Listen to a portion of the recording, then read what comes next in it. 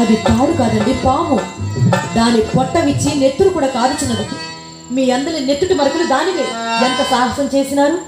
ఇది తెలియక చేసిన సాహసం. తెలిసి చేసింది ఇంకొకటి కలదు.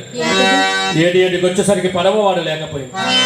ఈదునిగా నేను ఆధారం దొరుకునాన్ని వెతుకుచుండగా శవం ఒకటి కాలికి తెలియదు. దానిని తెప్పగా చేసుకుని ఏడు వచ్చింది. ఇంత విపరీతం ఎక్కడైనా ఉండునా?